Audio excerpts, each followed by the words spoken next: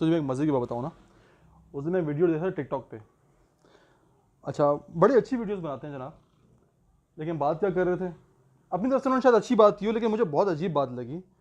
उन्होंने कहा कि यार देखो, आप साइंस को और इस्लाम को अलग अलग ट्रीट करो, कि साइंस जो है वो यकीन का, कुरान जो है वो यकीन की जमात है और सॉरी किताब है, और जो साइंस है वो दलील की है। तो दलील और यकीन में फ़र्क होता है। इस्लाम का कुरान पाक को बिना समझे मानना है, ऐसा ही है। ठीक है। और साइंस जो है आपको सिस्टमेटिक हर चीज़ देती है, दलील देती है। बज़ाहिर उनकी बात मुझे बड़ी अच्छी लगी है कि चलो सुनने में अच्छी लग रही है, लेकिन आप साइंस को और कुरान को कैसे अलग कर सकते हो? पहले तो मुझे साइंस की तारीफ बताओ, साइंस की तारीफ क्या है? आपने साइंस को ना एक मज़हब बना दिया, सच्ची बात बता रहा हूँ मैं। साइंस को एक मज़हब बना दिया भाई, साइंस तो अलग चीज़ है। जहाँ साइंस की बात आएगी वहाँ आप मज़हब की बात करोगे तो समझो आप फंडामेंटलिस्ट हो, आप जो है वो आपका शिद्दत पसंद हो गए, मजहबी हो गए, मौलवी हो गए। हालांकि कुरान की वो आयत अभी जो ये बता रहा था, ये कुरान की एक बड़ी क्लियर वर्स है ना, वला रब्बियुम वला याबिसिन इल्ला फी किताबिन मुबीन, सूरा नाम की आयत नंबर 59 है।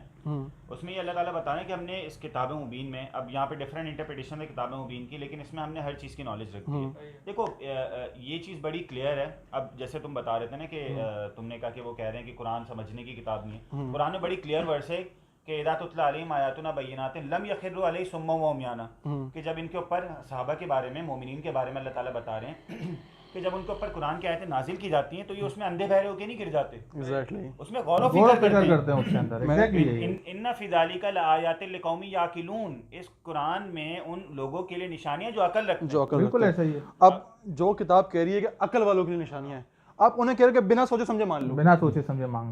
बहुत छोटी सी मिसाल है, हज़रत अबू तालिब आए हुज़ूर पाक सल्लल्लाहु के पास और कोई हदिया लेकर आए, खाने की चीज़ थी, तो हुज़ूर पाक सल्लल्लाहु तनावल फरमाने लग गए। तो इस दौरान आसमान रोशन हो गया अचानक ना, बहुत ज़्यादा। तो हज़रत अबू तालिब ने पूछा हुज़ूर पाक सल्लल्लाहु से कि ये क्या हुआ? तो हुज़ूर पाक सल्लल्लाहु ने जवाब दिया भाई कि ये वो सितारा है जिसे शैतान को मारने के लिए इस्तेमाल किया जाता है, जिससे शैतान मारे जाते हैं। सही है। अब कुरान पाक अगर कहती ना कि मुझे सिर्फ वैसे ही मान लो, तो कुरान पाक इसमें खामोश रहता। हज़रत अबू तालिब के दिमाग में ख्याल है ऐसा कैसे हो सकता है? तो इस पे अल्लाह पाक ने 3 आयत नाजिल की, वस्समाई वत्तारिक वमा अदराका मत्तारिक अन्नज्मु साकिब, कि कसम है आसमान की और रात में आने वाले की। अच्छा, तारिक जो है ना, तारिक, इसकी अगर आप तफसीर पढ़ेंगे ना इस लफ्ज़ की तो बहुत सारे मतलब निकलेंगे। ये तरीक से निकला है, तरीक का मतलब रास्ते के। इसका जो जुमला बनता है वो तुरूक से बनता है, तुरूक का मतलब है पीटना। तो तारिक का मतलब है कि रात को आने वाला, जिसकी आवाज़ नॉकिंग साउंड है, रात में आता है, दस्तक देता है। सही है। फिर अल्लाह पाक अगली आयत में क्या कहता है कि अपना वमा अदरा का मत तारिक, आपको क्या खबर, वमा अदरा का मत तारिक, आपको क्या मालूम कि रात में आने वाला कौन है? सही है। अल्लाह पाक ने अब हिंट दे दिया, भाई सवाल पूछो मुझसे, रात को तारीकी भी कहते हैं, तारीकी है ना। फिर अल्लाह पाक देता है अन्नज्मु साकिब, वो रोशन सितारा है। अच्छा, अब ये तीसरी जो आयत है नज्म साकिब, इसमें आप तफसीर पढ़े ना तो आपको मालूम हो कि एक ऐसे सितारे की बात हो रही है कि जो बहुत ऊंचाई में, इतनी ऊंचाई में कि आसमान को फाड़ता है। सही है। ये बात गौर करना, और बहुत रोशन है।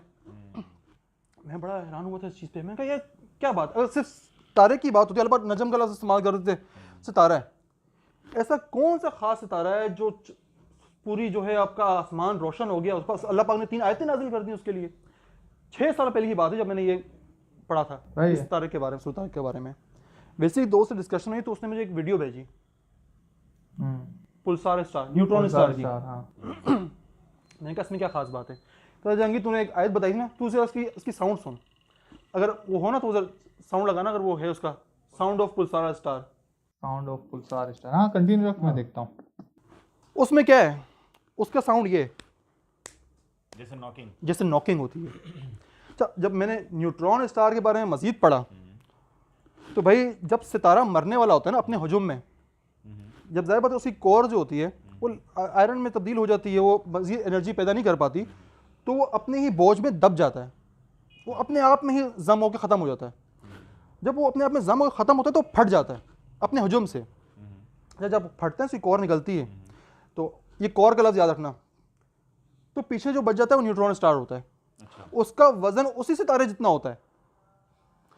मिसाल के तौर पे मैं आपको मिसाल की बात बताऊं, जैसे सूरज है ना, सूरज उसको आप K2 के वजन में डाल दो, ये देख सुन, चुप हो जाओ, टक टक टक टक, ये नॉकिंग साउंड है पुलसार स्टार की। इस पे मैं एक चीज बताऊं कि तारिक के लिए ये है, मुफस्सिरीन ने पता है क्या कहा है? ये है PSR B0329+54 पुलसार स्टार है, और ये दूसरा है, ये हाई रोटेशन वाला है। ये दूसरा है हाई रोटेशन। अच्छा, एक इम्पॉर्टेंट चीज़ जो मैं बताऊं आपको कि तारिक का जो वर्ड है ना, एक्चुअली ये मुफस्सिरीन ने इसके बारे में डिफरेंट इंटरप्रिटेशंस हैं। मुफस्सिरीन ये कहते हैं कि तारिक एक्चुअली ये वो है जो रात में आता है मुसाफिर और किसी के घर आएगा, तो चूंकि लोग होते नहीं हैं तो इस वजह से उसको अगर किसी के घर जाना पड़ जाए तो उसको दरवाजा नॉक करना पड़ जाता है। नॉक करे, तो ये नॉकिंग साउंड है, ये जो अभी हमने साउंड पुलसार सुना का है ना, साउंड सुना, ये नॉकिंग साउंड दोबारा सुनते हैं, हाँ दोबारा सुनते हैं पुलसार का साउंड, एक बार दोबारा सुनते हैं। ये जो आखिरी में ये वाला पुलसार का साउंड आया ना, ये वाला, ये कुछ इससे पहले वाला सुना था, ये कोई जज्बातीपन में नॉक कर रहा है। ये है पहले वाला। मजे की बात बताऊं, ये पता है मजे की चीज क्या है? टक, ये रोटेशन है इनकी, रोटेशन है ये। बाज पुलसार जो हैं वो 1 सेकंड में 745 दफा रोटेट करते हैं, 740 टाइम 1 सेकंड। हाँ जी। अच्छा, टाइम डिफरेंस भी है, ये जमीन का सेकंड है? नहीं, हाँ ये जमीन का जमीन का जमीन सेकंड। का ज़ाहिर बात, हम जब जमीन की हाँ, बात हम जमीन के ऊपर हैं तो हम जमीन के हिसाब से मेजर करेंगे। इसे मुख्तलिफ साउंड अच्छा। में चेक कर लेना। एक सॉरी अगर बात काटी मैंने, एक मेरे दिमाग में क्वेश्चन है कि सूरह जिन को अगर हम देखते हैं ना, सूरह जिन का अगर हम शान नुज़ूल देखते हैं तो हमें पता चलता है कि वो जिन्नात ट्रैवल कर रहे थे, उन्होंने देखा कि वो जो खबरें हम लेने वाले थे वहाँ से हमें आसमान पे सितारे मारे जा रहे हैं, तो उन्होंने कहा कि ज़मीन में कोई अनयूजुअल चेंजिंग आई है जिसकी वजह से वो नीचे आए, तो उन्होंने देखा कि प्रॉफिट सल्लल्लाहु अलैहि वसल्लम कुरान पढ़ रहे थे, तो वो समझ गए कि ये चेंजेस हैं जिसकी वजह से हमें ये फेस करना पड़ रहा है।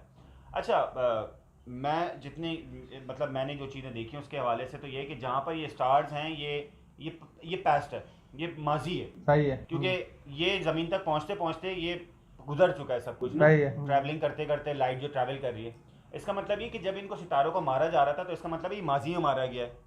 अगर हम इस हदीस को कोट करें जो आपने हदीस अबू तालिब वाली कोट की है, तो इसका मतलब ये है कि उनको कब और कहाँ मारा गया है। अच्छा, एक और मजे की बात ना, यहाँ पे एक और मजे की बात है, जो जितने भी एस्ट्रॉइड या मीटरॉइड जो आपके मदार में घूमते हैं ना, आपको पता है ये खास अपने एक मुतय्यन वक्त से घूमते हैं, ठीक है? सही है। अब जो हमने शुरू में बात की ना कि कुरान और साइंस को आप वो ना करें जो तुमने कोट की थी, अब उसके अंदर होता है कि लोगों के दिमागों के अंदर और दिलों के अंदर ना सवालात जन्म लेते हैं, यार ये जो हमें बताया गया है कि ये आपको जिन्नात को स्पेसिफिकली मारने के लिए सितारे निकलते हैं, और हम जो देखते हैं कि स्काई मैप एक ऐप है, उसके ऊपर आप बाकायदा देख सकते हो कि कौन से मेटेओराइट शावर किस टाइम आपको नजर आएंगे, तो एक प्रिडिक्शन हुई भी होती है। अच्छा, अब मैं जो तूने ये बात कही ना माजी और पास वाली, ये बड़ी मजे की बात है। अब वो जो मेरी सुपर स्ट्रिंग थ्योरी वाली तूने चीज देखी है, अच्छा वो अभी नाम बताया था मैं जिसको ग्रैम हैनकॉक बोल रहा था, मैंने तुझे नाम बताया था, कनेप मुझे नहीं याद रहा।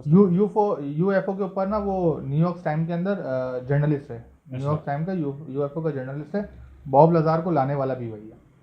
उसकी मैं पॉडकास्ट देख रहा था जॉय रोगन के साथ ना, तो वो एक बड़ी मजे की बात करता है। या हमारे यहाँ पे जो यहूदी है, जो एक यहूदी ने नहीं बोला कि जिन्नात एलियंस आपके साथ रहते हैं, आपके साथ ही रहते हैं लेकिन आपको नजर नहीं आते, तो अब उसके मुताबिक उसकी एक जो वर्ल्ड वाइड यूएफओ की थ्योरी चल रही है। हमारे यहाँ मसला क्या है कि हम तो डिस्कस ही नहीं करते ना कौन सा चैनल है, या ज्यादा से ज्यादा तुम चैनल्स उठा के देख लोगे ना, वो इंग्लिश की उर्दू ट्रांसलेशन कर रहे होते हैं बेसिकली, अपनी आइडियोलॉजी कोई भी नहीं कर रहा होता।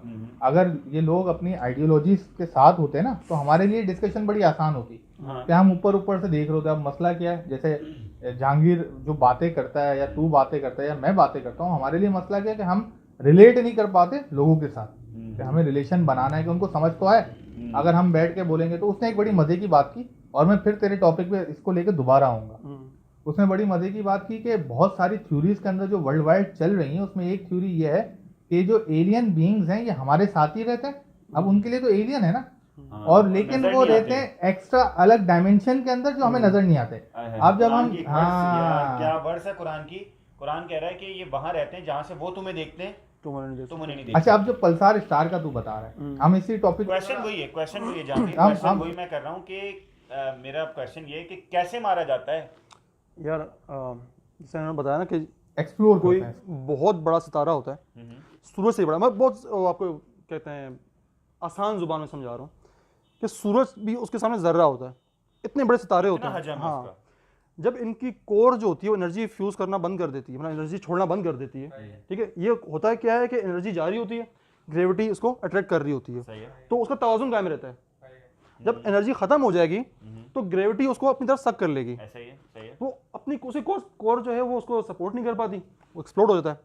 उसको कहते हैं सुपरनोवा इफेक्ट कहते हैं उसको। Supernova effect. वो जो फटता है ना, हम्म। वो रोशनी की रफ्तार से कई गुना ज़्यादा होता है। उसके वो आप ये नहीं कह सकते कि ये बहुत माजी में हुआ है। जब वो आसमान जब रोशन हुआ था, वो बहुत माजी में नहीं हुआ होगा, माजी करीब, माजी करीब में वो माजी हुआ। बैद की बात हाँ, नहीं माजी है। बैद की बात नहीं है, क्योंकि जो रोशनी हमें नजर आ रही है शायद वो माजी करीब की हो। एग्जैक्टली। और जिस तरह ये बहुत ज़्यादा कंडेंस्ड होता है, बहुत कंडेंस्ड होता है, मतलब कि इसका चीनी का एक जर्रे जितना जो उसका हिस्सा होगा ना, उसका वजन आपके माउंट एवरेस्ट से ज़्यादा होगा, इतना कंडेंस्ड होता है। और ये बहुत तेज़ रोटेट कर रहा होता है। ओह, कहते हैं कि कायनात में ब्लैक होल के बाद दूसरी बड़ी मिस्ट्री आपके न्यूट्रॉन स्टार्स हैं। ओह, अच्छा। मतलब ये जो है ये इतनी ज़्यादा अट्रैक्शन रखते हैं अपने अंदर। मैं जरा वो अच्छा, इनकी मजे की बात बताऊं एक्सप्लोजन वाली वो थ्योरी देख रहा हूँ कि इनकी रोटेशन की वजह से इनकी जो मैग्नेटिक फील्ड बनती है ना, तो इनके एक्सेस से गैमा रेज निकलती हैं, बहुत शदीद गैमा रेज निकलती हैं। अब आसमान पे देखो ना, टिमटिमाता तारा होगा, वो ये पुलसार होते हैं, ये रोटेट कर रहे होते हैं, तो दोनों एक्सेस से लाइट निकल रही होती है, तो हमें लगता है कि जैसे जल बुझ रहा है। वाह। अब आपने को देखा, कुछ तो बहुत तेज रोटेट कर रहे होते हैं, वो मतलब उनकी रोटेशन इतनी ज़्यादा तेज होती है कि आपको पता ही नहीं चलेगा कि वो ब्लिंक कर रहा है कि नहीं कर रहा। अच्छा, अब ये है ना, the brightness of the typical type 2 supernova peaks after a week और to end remains nearly constant for up to 2 months. It then drops suddenly, followed by a steadier dimming over the next few months. The pattern of light emission over time is consistent with explosion of a supergiant star. It remains constant around for 2 months. 2 months. तो question ये है कि अगर हम यहाँ पे इसको देख रहे हो जमीन पे, तो ये हमारे लिए क्यों माइक्रो सेकंड्स का काम होता है? एग्जैक्टली। ठीक है, क्या इसको टाइम डिफरेंस की वजह से? टाइम डिफरेंस की वजह से। अब ये टाइम जो है ना, ये बड़ा ही मजे का टॉपिक है। ठीक है, इसको आइंस्टाइन ने भी एक्सप्लोर करने की कोशिश की। आइंस्टाइन कहता है कि टाइम इज रिलेटिव।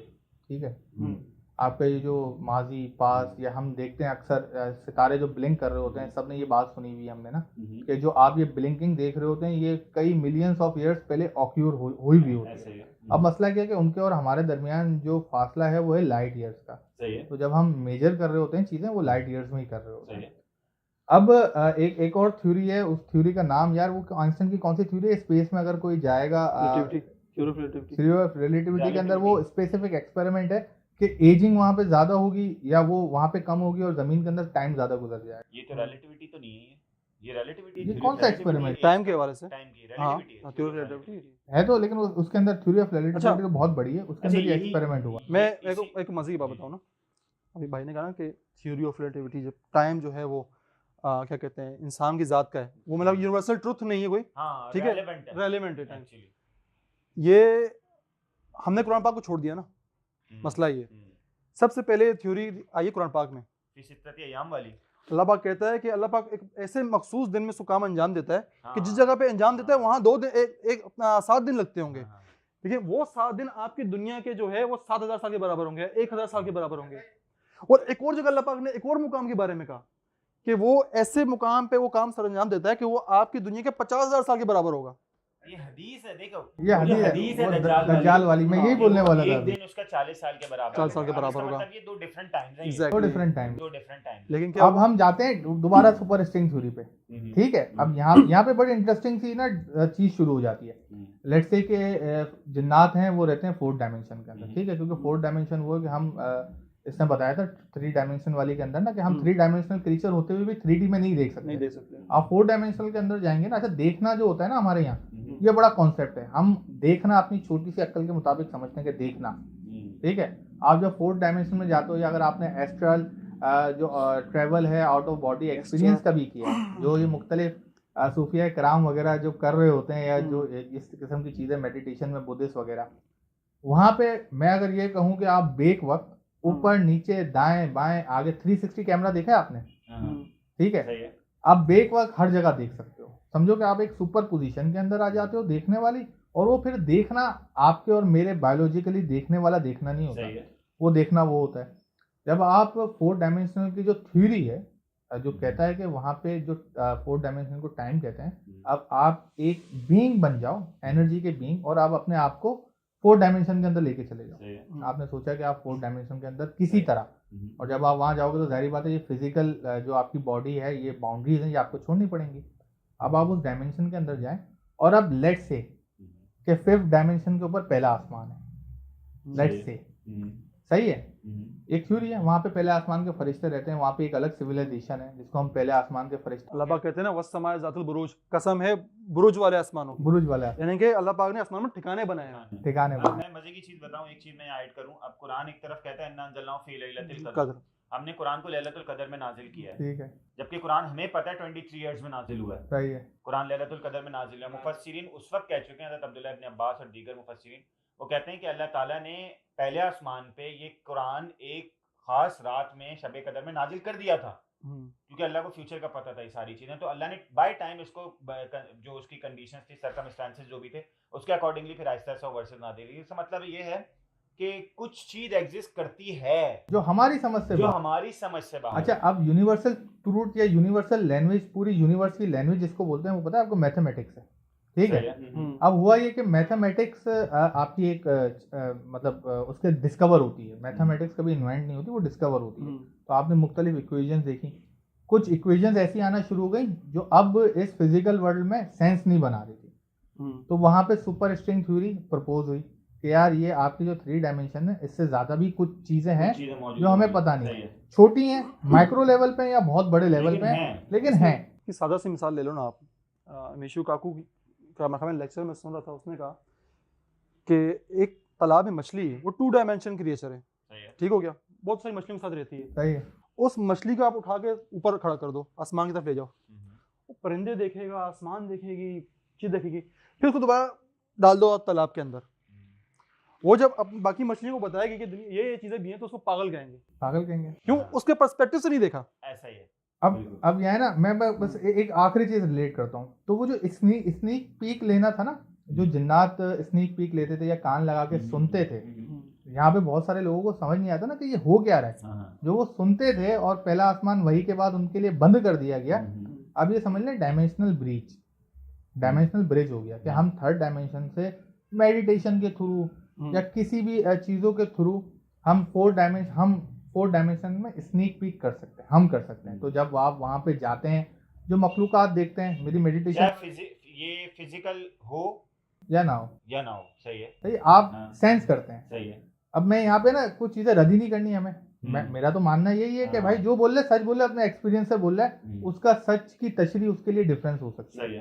तो कुछ लोग होते हैं, कुछ जादूगर कह लें या कोई सूफिया कराम कह लें या बाबा कह लें, कुछ कह लें, जो समझते हैं, जो उस डायमेंशन की स्नीक पीक लेते हैं और फिर समझते हैं कि हमने अल्टीमेट ट्रूथ पा लिया। अच्छा, कुछ लोग है ना मेडिटेशन से बड़ा डरते हैं कि यार उसमें पागल हो जाता है बंदा। सही, मैंने अभी जो लास्ट वीडियो बनाई थी, अब आप समझ लें, एक हम सपोज करते हैं कि आप हैं, मैं मेडिटेट कर रहा हूँ, मैंने कुछ ऐसी चीज़ें देखी जो मेरा दिमाग प्रोसेस ही नहीं कर पा रहा। मैं अपने कॉन्शियसनेस के साथ गया, कॉन्शियसनेस को बंद करके जा रहा हूँ, तो खैर है, ख्वाब में मैं उड़ता भी हूँ, छलांगे भी मारता हूँ, ये तू ज़्यादा एक्सप्लेन करेगा, अभी इसको करियो कि जब हम ख्वाब में होते हैं तो हम कुछ भी करते हैं, हमारे जहन पे फर्क नहीं पड़ता।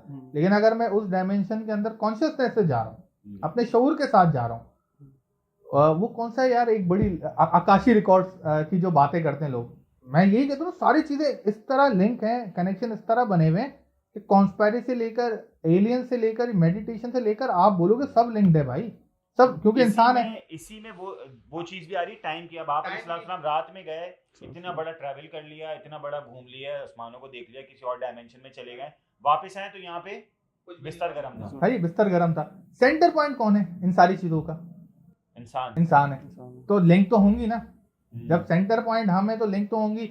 आप इसको साइकोलॉजिकली ले लें, फिजियोलॉजिकली ले लें, आप इसको फिजिक्स में ले लें, केमिस्ट्री में ले लें, बायोलॉजी में ले लें, आप किसी भी शेय के अंदर इस चीज़ को ले लें, सेंटर पॉइंट हमें, सब हमसे लिंक है। और जब सब लिंक है तो वो डॉट, मकसद यही है ना हमारा, अगर डॉट कनेक्ट करने।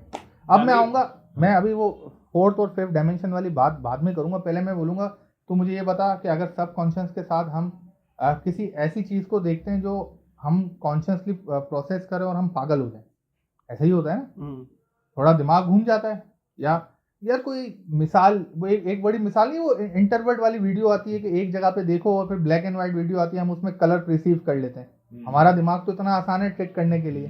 तो अगर कोई इन्फॉर्मेशन का तूफान आ जाए आपके दिमाग के अंदर और आपका कॉन्शियस उसको प्रोसेस ना कर रहा हो, फिर इंसान के साथ क्या होगा? इंसान मजनू हो जाता है, मजनू हो जाएगा। अब सब कॉन्शियसली आप इन चीज़ों को ख्वाब में क्या क्या देखते हो, क्या क्या प्रोसेस करते हो? अब ये देखो ना कि जितने इस तरह के लोग गुजरे हैं, ठीक है, आप बड़े साइंटिस्ट ले लो, ठीक है, आप पैगंबर ले लो, ठीक हो गया, जितनी भी अकल वाले लोग गुजरे हैं, उनका पहला खिताब क्या मिला, लक़ब क्या मिला? पागल, मजनू। मजनू।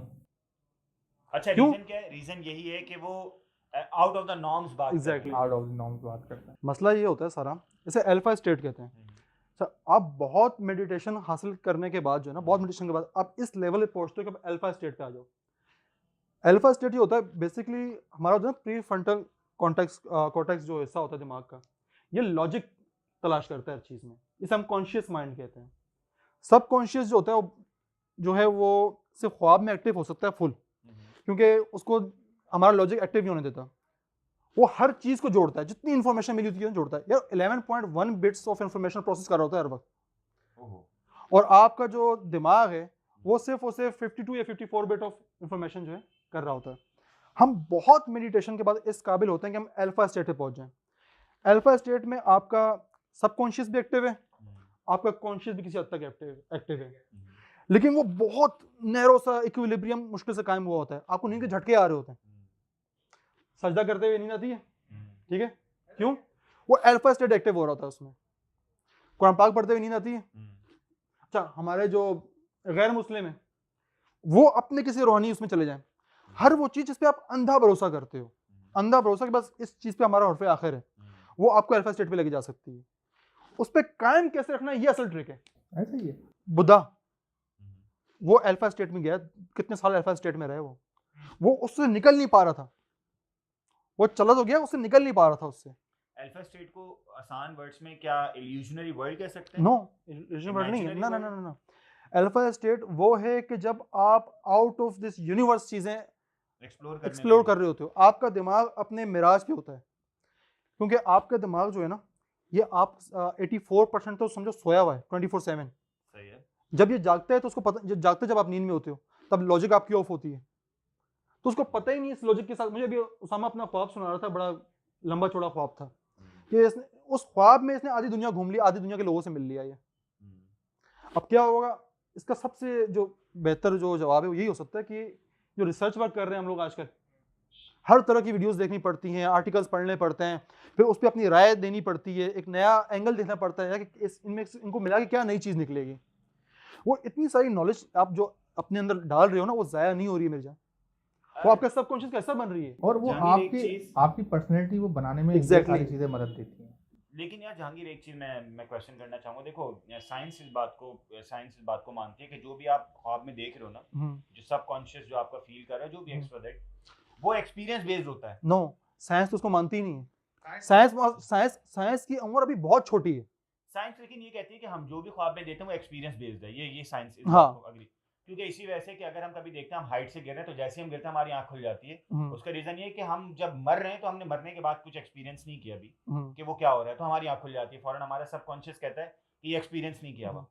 इसका मतलब ये है कि कहीं ना कहीं रिलेट कर रही है कॉन्शियस और सबकॉन्शियस की चीजें। मैं आपको एक मजे की चीज बताऊं ना, आपने बहुत सारी मूवी से भी सीन देखते होंगे कि किसी में जहाज नजर आ गया, पुराने दौर की बनी हुई है, ग्लेडिएटर में मिसाल के तौर पे, जैसे वो बनी हुई है 2-3 हज़ार साल पुराने थीम पे बनी हुई है।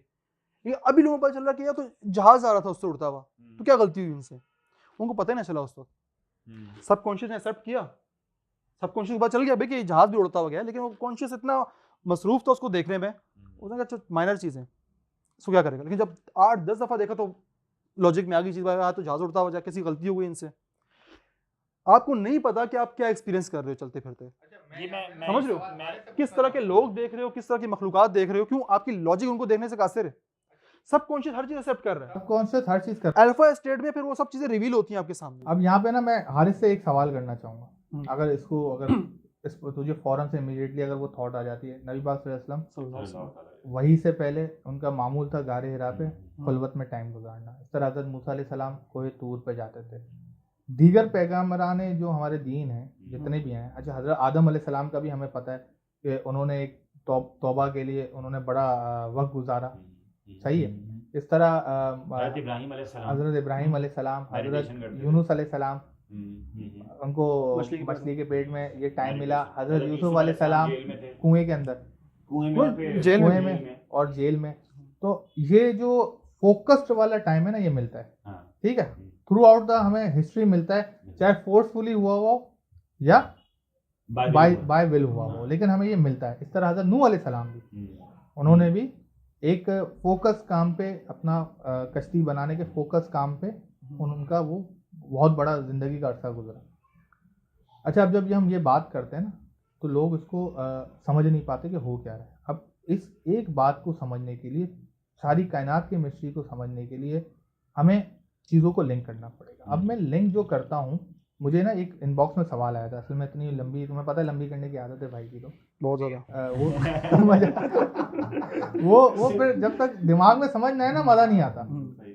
तो नियर दैट एक्सपीरियंस की बात कर रहा था कोई, उसने कहा यार जितने भी गैर मुस्लिमों के नियर दैट एक्सपीरियंस हैं, मैं फिर अपनी चीज़ शेयर करूँगा। वो जिनको आते हैं ना, उनको रोशनी नज़र आती है, उनको अच्छा अच्छा नज़र आता है, उनको चीज़ें नज़र आती हैं। अब मैं यहाँ पे ये सोच रहा हूँ कि अगर मैं मर रहा हूँ, मेरी आखिरी सांसें निकल रही हूँ, इब्लीस कोई शक्ल बना के मेरे सामने आ जाए और मुझे कहे कि अब मान ले मैं खुदा हूँ जिस पे तू भरोसा कर रहा है, नहीं, मतलब मैं उससे बड़ा खौफ खाता हूँ कि ये तो अब मर रहा हूँ। अब जो डायमेंशन वाली थ्योरी है ना, अब होता क्या है कि आप जब मर रहे होते हैं या मरने जैसा एक्सपीरियंस कर रहे होते हैं, तो आप सर्वाइवल के उस मोड पे होते हैं। इस पे साइंस की रिसर्च भी है कि फायर ब्रिगेड के कुछ अमला आग लगी थी और उतनी रफ्तार से भागा था, यहाँ पे कुछ एक्टिव हो जाता है, वो देखना पड़ेगा। मैं कोशिश करूंगा कि वो ढूंढ के इस वीडियो में लगा दूं वो रिसर्च, कि आपका दिमाग एक्टिव हो जाता है, इतना फोकस हो जाता है एक टास्क के ऊपर। जब आप मर रहे होते हैं, आप वही हो जाते हैं फोकस टास्क के ऊपर। अब ये फोकस होना, क्योंकि इंसानी दिमाग कभी फोकस हो ही नहीं सकता, नमाज में हिसाब किताब कर रहे होते हैं, ये कर रहे होते हैं। अब ये फोकस होना आपको स्नीक पीक देता है अगले डायमेंशन के अंदर, सही है। तो जो आप नियर दैट एक्सपीरियंस कर रहे होते हैं, वो आप कहीं परगोरिटी जो कहलाती है कि ऐसा खिला या बजरक कहते हैं, आप उसको नहीं देख रहे होते। आप अपनी मौजूदा दुनिया के अंदर जो आपके लिए बनाई गई, आप खाली एक और डायमेंशन को छू कर वापसी आते हैं, तो वहाँ पे आपको वही एक्सपीरियंस होता है जो DMT लेने से आपका जो कॉन्शियस बंद होता है, वो एक्सपीरियंस होता है, जो आपको ख्वाब के अंदर एक्सपीरियंस होता है, या जो आपको मेडिटेशन के जरिए जो लोग क्लेम करते हैं, वो चीज़ें एक्सपीरियंस होती है। तो गैर मुस्लिमों को भी अगर इस किस्म की रोशनियां नजर आती हैं नियर दैट एक्सपीरियंस में, वो कोई ऐसा नहीं होता कि वो जन्नत के दरवाजे से वापसी हैं, वो खाली स्नीक पीक कर रहे होते हैं फोर्थ डायमेंशन के अंदर। अब फोर्थ डायमेंशन यहाँ पे जिन अगर हम रिसीव करें, तो वो टाइम कहते हैं ना, हम बोलते हैं कि हमें नज़र भी नहीं आते, जिन्नात का बेसिकली मतलब ये नज़र ना आने वाला। अब फोर्थ डायमेंशन के अंदर जिन्नात है, और 5 डायमेंशन के अंदर हम कहें कि वो पहला आसमान या बीच का कोई गेट है, उसके ऊपर जिन्नात जाके वो आसमान की खबरें लेके आते हैं। अच्छा, आसमान की खबरें ही लाते थे ना, और अब तक वो लाते हैं, जो थोड़ी बहुत मिल जाती हैं, जो थोड़ी बहुत मिली। पहले तो उनको बहुत पूरी मिलती थी, लेकिन अब तक वो लाते हैं। अब होता ये है कि अब हम यहाँ पे दोबारा आते हैं, कौन सी, वो जो हजरत खिज़र अलैहिस्सलाम और टाइमलाइन वाला जो मंडेला इफेक्ट वाली वीडियो में वाकया सुनाया था मैंने। अब उनको कोई खबर मिलती है, वहाँ पे कोई 5th डायमेंशन के अंदर कोई चीज़ चल रही है कि ये दुनिया में होने वाला है। वो नजूमी अपनी साथ मिला के झूठ बोलते हैं, वो कोई बिट्स एंड पीसीस मिलते हैं उनको, वो आके अपने साथी को, अपने उस्ताद को, मालिक को नहीं, अपने साथी को बताते हैं। वो प्रेडिक्ट करता है 50 चीज़ें, उसमें से 10 चीज़ें सही हो जाती हैं, और आप बाबा जी करके उसके कदमों में पड़ जाते हैं। ये कुरान में जो वर्ड यूज हुआ है ना, इसके लिए मैं मजे की बात बताऊं, एक वही जो हमने सुनी है ना, वही है कि फरिश्ते लाते थे आप अलैहिस्सलाम, नबियों तक लाते थे। कुरान में जो वर्ड यूज है इन्ना शयातीन लयूहूना इला औलियाहिम, कि शयातीन भी वही करते हैं अपने दोस्तों, वही करते हैं, ये वही का वर्ड यूज हुआ है। लेकिन इसके वो खबरें जो गैब की हो ना, इसकी हम तीसरी शक्ल भी देख सकते हैं ना, कि यहाँ पे बात टाइम की आ जाती है। वो जिस आसमान पे जाते हैं, वहाँ का टाइम क्या है, यहाँ का टाइम क्या है। वहाँ अगर वो एक दिन गुजार रहे हैं उस आसमान में, तो दुनिया में 1000 साल की इन्फॉर्मेशन मिल गई उनको। हाँ बिल्कुल ऐसा ही, क्योंकि वो टाइम तो रिलेटिव टाइम है ना। वहाँ पे जो टाइम, अगर वो कोई जिन जो है, जैसे अल्लाह कहता है वो समाज जातुल बुरूज, कसम है जो है पुलों वाले आसमान, बुरुज वाले आसमान की, बुरुज मतलब ठिकानों वाले आसमान की, अल्लाह हमने रास्ते बनाए हैं, उन रास्तों में जो है वो टाइम का जो कॉन्सेप्ट ही अलग है। वहाँ एक दिन गुजार रहे हैं, यहाँ 1000 साल गुजर गया। हज़रत खिज़र अलैहिस्सलाम को भी हो सकता है कि वो जिस डायमेंशन से है, वहाँ टाइम की तरतीब अलग है। नजूम का इल्म नहीं है उनको, नजूम का इल्म नहीं है उनको नजूम का इल्म नहीं है। वो जिस डायमेंशन में थे उन्होंने आगे 100 साल का देख लिया इस बच्चे का।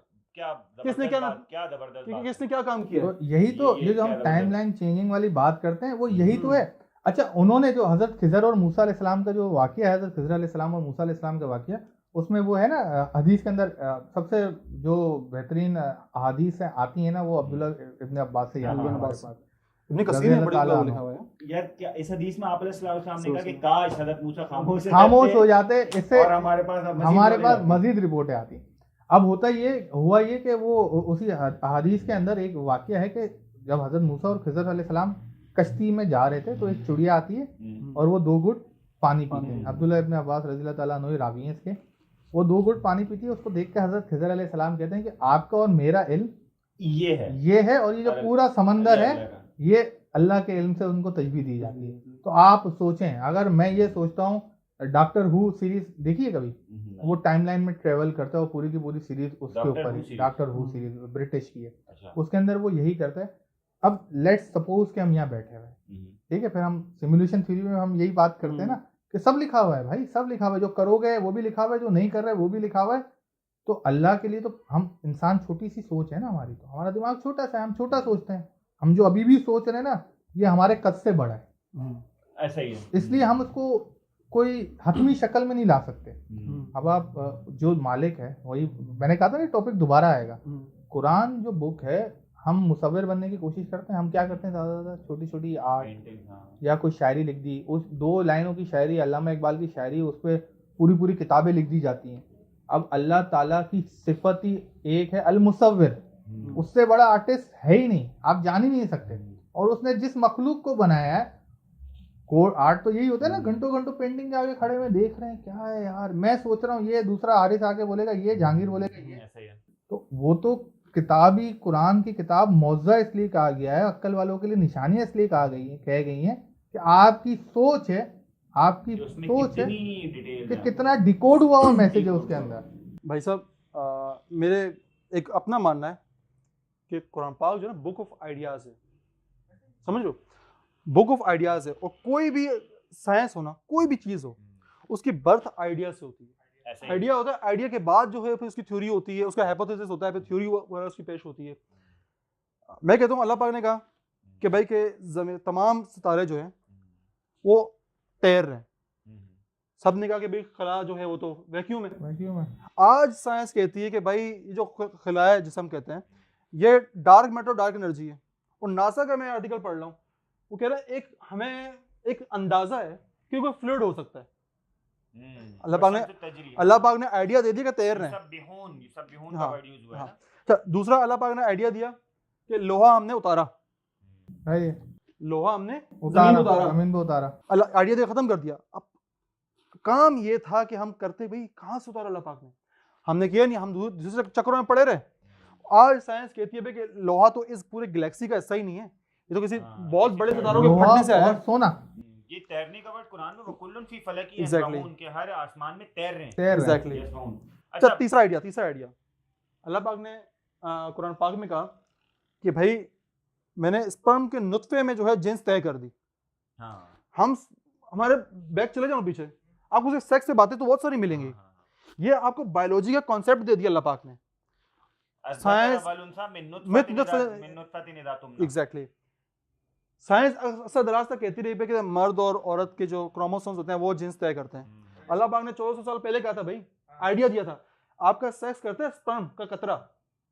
वो आज साइंस मानती है कि स्पर्म के कतरे से ही पता चल जाता है कि आप मर्द पैदा होगा। बात तो वही हो गई ना हारिस, अगर मैं कहता हूँ वो ये कोई हदीस है, मैं उसको अक्सर मैं रेफरेंस भी ढूंढ रहा था, मुझे मिला नहीं कि 2 सहाबा कराम रज़ियल्लाहु ताला अन्हु आपस में गुफ्तगू कर रहे थे कि अगर सूरह असर की तशरीह करने बैठूं, ये हदीस नहीं, किसी मुफस्सिर का कौल है, वो ये कहते हैं कि सिर्फ सूरह असर भी नाजिल होती ना कुरान में तो काफी था।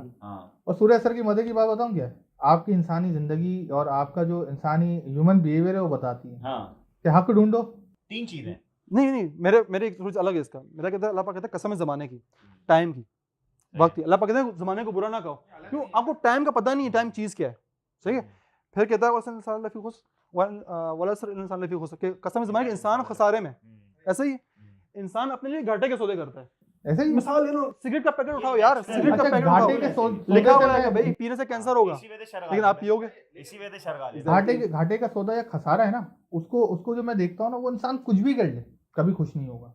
इंसान कुछ भी कर ले कभी खुश नहीं होगा, सिवाय मैं इसको है ना, मैंने आज से कोई 10 साल पहले एक इंग्लिश की पोस्ट बनाई थी कि इंसान के 4 स्टेप हैं कि आप हक पालो, हक की तरवीज करो और फिर सब्र करो। अच्छा, हम बहुत सारे लोग हैं ना 2-3 काम कर लेते हैं कि मैंने हक जाना, मैंने अपनी सच्चाई जानी, मैं जो अभी बातें कर रहा हूँ, तू कर रहा है, ये कर रहा है, ये हमारे लिए सच्चाई है। अब मैं क्या करूंगा, अब मैं लोगों को बताना शुरू करूंगा, ये दूसरा स्टेप है। ये चीज है। मैंने बताना शुरू कर दिया। अब जो मुझसे इख्तलाफ करेगा, Persecutions, नहीं मुझसे जो इख्तलाफ करेगा opposition है। उसकी तो मैं Persecution, opposition, उस पे सब्र उस कर। पे कुफर का फतवा नहीं, हाँ, मैं क्या करूंगा, हाँ। मैं करना करना क्या चाहिए, चाहिए। करना क्या चाहिए, सब्र। सबर करना चाहिए। मैं क्या करूंगा, ये काफिर है, ये मुशरिक ये मुशरिक है, इसकी ये मैं- बद मजहब हो इसकी गया। मैं आपको वजह बताता हूँ थोड़ी डिटेल में, थोड़ी सी इसकी चीज़ें सुन लेना आप लोग कि ऐसा क्यों होता है। जहाँ से हमने ये टॉपिक शुरू किया था ना, कुरान और साइंस, मज़हब को आप जब भी साइंस से अलग कर दोगे ना, तो आपने सबसे बड़ा फितना पैदा कर दिया। शरीयत मौसवी, क्योंकि दो शरीयतें हैं इस वक्त दुनिया में, सिर्फ एक शरीयत मौसवी और शरीयत मोहम्मदी। हज़रत ईसा अलैहिस्सलाम शरीयत नहीं लेके आए थे। हाँ, वो कहते हैं कि हाँ, उन्होंने भी कहा था कि लॉज जो है मूसा के इसी चलेंगे। वजह से उनके लिए वो है ना कि अल्लाह ताला ने कहा भी है कि हमने उनको गॉस्पेल का इल्म दिया था। एग्जैक्टली। पोप फ्रांसिस ने बहुत बाद में आके ईसाईयत मजहब का बुनियाद रखी।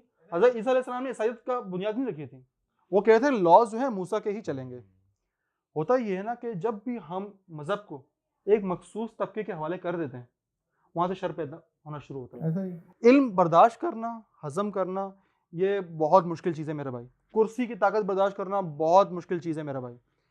होता क्या है, एक कुरानी गॉड, कोट करूं इस पे? ना मैन ऑफ गॉड को, कोर्ट तो करने दे। गॉड ऑफ मैन बनने में ना सेकंड लगते हैं। यानी कि कुरानिक वर्स, लौ अंदलना हादल कुरान अला जबल लराउता खाशियम मुतसद्दिम मिन खशियतिल्लाह, अगर इन किताब कुरान नाजिल करते पहाड़ों पे ना, वो भी रेजा रेजा हो जाते। वो भी रेजा रेजा हो जाए, इतनी नॉलेज है। अब ये देखो कि यहूदी मजहब था, ठीक हो गया, पस्ती से शुरू हुआ, उरूज पे गया, मजहब को और दुनिया को अलग कर दिया। मजहब राहिबों के पास आ गया, बिल्कुल ठीक हो गया, हाँ, और आम आवाम जो है वो दुनिया की तरफ चले गई। ऐसा ही है। एक वक्त हुआ कि ये जो आम अपना राहिब थे जिनके पास मजहब था, मैं कह रहा हूँ कि मैन ऑफ गॉड को गॉड ऑफ मैन बनने में टाइम नहीं लगता मेरी जान, अगर इख्तियार दे दोगे तो। वो लोगों के खुदा बन गए, लोग उनसे बेजार हो गए, वो पस्ती में चले गए। बहुत इंपॉर्टेंट बात। ईसाईयत आई, बहुत कटे थे भाई के अवाम के साथ जुड़े हुए थे, गुर्बत से उठा मजहब, जड़ा, चर्च अलग हो गया, अवाम अलग हो गई। चर्च वर्सेस रिलीजन, चर्च जो है खुदा बन गया, साइंस। हाँ, चर्च खुदा बन गया, चर्च खुदा बन गया तो लोगों पे जुल्म करना शुरू कर दिया। साइंस बहुत तरक्की करती अगर पादरियों ने साइंटिस्ट ना मारे होते। ऐसा ही है। आपको पता है साइंटिस्ट को जादूगर कहा जाता था, हाँ, साइंटिस्ट को जादूगर कहा जाता था। क्यों? पादरी को बात समझ नहीं आ रही, अल्लाह को नहीं। उसकी बात पादरी की नॉलेज में नहीं आ रही, पादरी ने उसको वो कर दिया। सबसे पहले जिसने कहा था, प्रपोज किया था कि जमीन चपटी है, गलीलो, उसको हाँ, उसके साथ क्या हुआ? क्यों? पादरी को समझ नहीं आई बात। गलीलियो ने कहा था, गलीलियो ने कहा था मार कि दो गोल है, मुझे, लेकिन मेरे मारने से दुनिया रुक नहीं जानी। बहुत जबरदस्त। अच्छा, अब मैं क्या आपको मजे की बात बताऊं? बताऊं। 18वीं सदी है मेरे ख्याल में ना, कि इनकलाबे फ्रांस जो था, इनकलाबे फ्रांस में क्या था कि बादशाह के पास चर्च की ताकत थी, सही है। लोगों का सत्यानाश हुआ था भाई, लोग मर रहे थे, लोग पिट रहे थे, बादशाह को कुछ फर्क ही नहीं पड़ रहा था। चर्च की ताकत थी उसके पास, चर्च खुदा था। जब कहते हैं ना कि सीक्रेट सोसाइटीज किस तरह फॉर्म होती हैं, ये चर्च के जुल्म के खिलाफ एडम वेस्पर्ट ऐसे जर्मन नाम है, मुश्किल सा नाम है, सर्च कर लेना, वो खड़ा हो गया कि यार इन्होंने तो अंधी बचा के रखी हुई। सही है। मसला ये होता है ना कि जब God of man of God से जब अवाम तंग होती है ना, तो अवाम उस मौलवी पादरी के साथ साथ मजहब को भी घर से बाहर निकाल देती है। ये चीज, ये अशफाक अहमद का कॉल था ना, अच्छा। कि मुस्लिम को कुछ बुरा नहीं बोल पाते तो मौलवियों को बुरा हाँ, बोला। लेकिन ये अलग हो ये गया, वाकया वही है, ये रीजन अलग देखो, हो गया, मसला रीजन ये है वही ना, है। अभी हम अपने माशरे की बात करें ना, ठीक है, अब मुतशद्दिद रवैया या अहले इल्म की जो है वो जिद जो होती है, वो आम इंसान को मुतनफर कर रही है उससे। अबे नहीं यार, इनको मौलवी के पास तो बैठना ही नहीं। उन्होंने कभी जो है सैयद इसरार अहमद को नहीं पढ़ा होगा, कभी उन्होंने मौलाना मौदूदी को नहीं पढ़ा होगा, गांधी साहब को नहीं, किसी को भी नहीं पढ़ा होगा ना, मुफ्ती तकी उस्मानी साहब को नहीं पढ़ा होगा, इमाम रज़ा खान साहब को नहीं पढ़ा होगा। लेकिन वो क्या, वो एक शक्ल देख के रवैया देख के मुतनफ़िर हो गए। इल्यूमिनेटी की जो बुनियाद थी ना, वो ये वजह थी।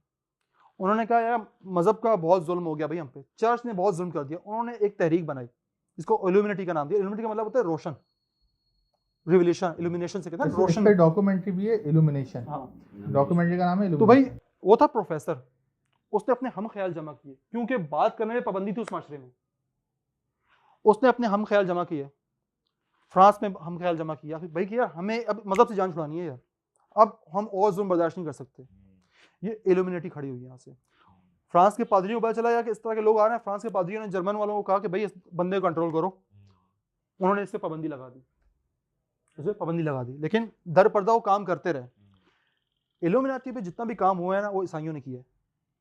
अच्छा, इल्यूमिनाटी पे जितना भी रिसर्च वर्क है, फेवर में, अगेंस्ट में उसके अगेंस्ट ना, क्योंकि जितना भी काम उनके हुआ है, religion को threat था। एग्जैक्टली कॉन्स्पिरेसी जितनी भी हैं, हम्म, उनकी बुनियाद देखो, आपको कोई ईसाई कॉन्स्पिरेसी निकलेगा, क्योंकि ईसाई मजहब को खतरा हुआ उनसे। threat था, सही बिल्कुल। वो ईसाई मजहब को खत्म करने इसलिए है कि भाई यार बहुत जुल्म हो गया भाई, पादरी की ताकत बहुत खत्म हो गई। फिर आपने देखा कि आज जब यूरोप में लोग इल्म हासिल करना शुरू हुए, तो लोगों ने सिर्फ पादरी को घर से नहीं निकाला, उन्होंने बाइबल को भी घर से निकाल दिया। बाइबल को भी कर यार दिया। मुझे बड़ी ये important वजूहत story होती हैं यार, इस तरह की हाँ। सोसाइटीज बनने की, कि जब आप किसी, अब अगर इस टॉपिक को मान लो ना कि साइंस अलग है और कुरान पाक अलग है, ये तो चीज़- आप देखना कि अगले 40 साल में आपकी ऐसी सोसाइटियां बन चुकी होंगी ये जो कि बिल्कुल इस्लाम ऐसा के साथ साथ नौज़ बिल्लाह अल्लाह और कुरान कुरान को भी- भी लोग कहेंगे भाई भाई आप भी जाओ। क्लैश ऑफ आइडियोलॉजी मौलाना- नहीं होती। मौलाना थानवी वैसे तो बड़े फंडामेंट मतलब 100-150 साल पहले के आलिम है, फंडामेंटलिस्ट समझे जाते हैं। उनका एक कोट मुझे याद आ रहा है, वो कहते हैं भाई मौलवी का काम क्या है कि वो बंदे को अल्लाह से मिलाए और बीच में तो खुद हट हट जाए। जाए, ऐसा ही है। ये इतनी इंपॉर्टेंट चीज है, लेकिन आज मौलवी ब्रिज बने, मतलब मौलवी चाहते हैं मैं पूरी जिंदगी ब्रिज बना रहा हूँ। हम्म। बाकी आपको खैर है, हम पता है हम कोई खास टारगेट लेके नहीं चल रहे। हमारा काम है कि बस जो हमारी डिस्कशन है वो सुन लें लोग। बहरहाल हैं मसाइल तो हैं। चीज मैं हमें- प्रीवियस टॉपिक से मैं उसको रिलेट करता हूँ कि एक क्वेश्चन बड़ा जबरदस्त किस्म का दिमाग में आता है कि प्रॉफिट सल्लल्लाहु अलैहि वसल्लम गारे हिरा में मेडिटेशन तहन्नुस का वर्ड यूज हुआ है हदीस में। अच्छा तहन्नुस किया अच्छा, करते थे। हाँ इस पर रोशनी डाल। तहन्नुस क्या करते थे। अब सवाल ये, लोग यूजुअली जो स्कॉलर्स हैं वो कहते हैं आप इबादत किया करते थे। सवाल ये कि भाई इस्लाम में नमाज तो आई नहीं, नमाज तो आई नहीं थी, वो भी नहीं आया था, उन पे कोई चीजें भी आश्कार नहीं हुई थी। ऐसी कोई चीजें तो नहीं। अब सवाल ये पैदा होता है कि वो व्हाट टाइप ऑफ मेडिटेशन है तहन्नुस, क्या क्या तहन्नुस अच्छा है? वो उसका थोड़ा बताना कि जो ये गारे हिरा में खिलवत का टाइम जो गुजारते थे तन्हाई के अंदर अपना फाइंड करने के लिए, सच्चाई ढूंढने के लिए, या मतलब उसके बारे में क्या जिक्र आया अहादीस के अंदर? या नबी पाक सल्लल्लाहु अलैहि वसल्लम ने कभी बताया कि मैं वही नाजिल होने से पहले मैं क्या करता था? अहादीस के अंदर ऐसा कोई जिक्र है? आप देखें, मैं एक चीज बताऊं आपको, तहन्नुस का वर्ड जो है ना बड़ा जबरदस्त किस्म का है। तहन्नुस यूजुअली वो करते हैं लोग, तहन्नुस के वर्ड से पता चलता है, यूजुअली वो करते हैं जो सोसाइटी की नॉर्म्स से ना मतलब उनके खिलाफ जा रहे हो, तो वो इंट्रोवर्ट होते जाते हैं। इंट्रोवर्ट होते जा वो रहे हैं। एक वक्त आता है वो इंट्रोवर्ट होते जाते हैं। एक कंडीशन ऐसी आती है, लोग बोलते हैं सुबह के वक्त यार रात हो रही हो, बोलते हैं हाँ सही है। वो फिर आहिस्ता आहिस्ता अपनी जात में बंद होते जाते हैं, और फिर वो एक वक्त आता है कि सोसाइटी से हट के सोचते हैं, सही है। Out of the box. Out of the और बॉक्स। यही तहन्नुस होता है कि वो जाके हो जाते हैं एक जगह पे। फोकस्ड हो जाते हैं। अच्छा अच्छा, इस फोकस होने से पहले का जो फ्रेज है वो बड़ा खतरनाक है। अच्छा वो इंतहाई स्कैटर्ड माइंडेड बन, जैसे हज़रत इब्राहिम बैठ के सोच रहे हैं, सितारों को देख रहे हैं, सूरज को देख रहे हैं, ये इंतहाई डिफिकल्ट टाइम है। सही है। इसमें दो चीजें सबकॉन्शियस एक्टिव है आपका भाई। हाँ। मैं ढूंढ रहा हूँ, मुझे ढूंढना है खुद को।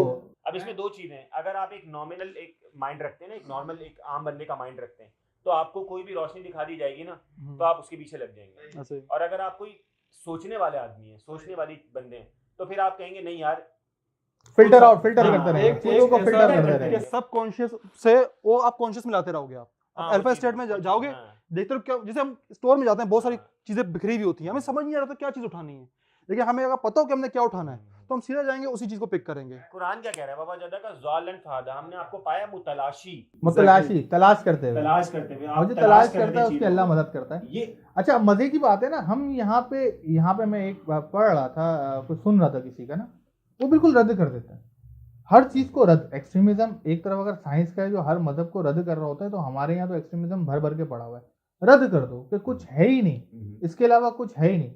अब मैं यहाँ पे वो मिसाल देता हूँ कि ना, इस्लाम, मैं बोल रहा हूँ, अगर तू मुझे बता कि मैं यहाँ पे गलत हूँ, सही है, कि मेरे हिसाब से इस्लाम जो दीन है वो हर किसी के ऊपर उसके इंटेलेक्चुअल के हिसाब से उस पर जिम्मेदारी आयद है। कि एक वो बदू वाली हदीस है, हाँ। नबी पाक सल्लल्लाहु अलैहि वसल्लम के पास एक बदू हाँ। आता है और कहता है कि मुझे वो तरीक़ेकार बता दें कि मैं वो करूँ और जन्नत में चला जाऊँ।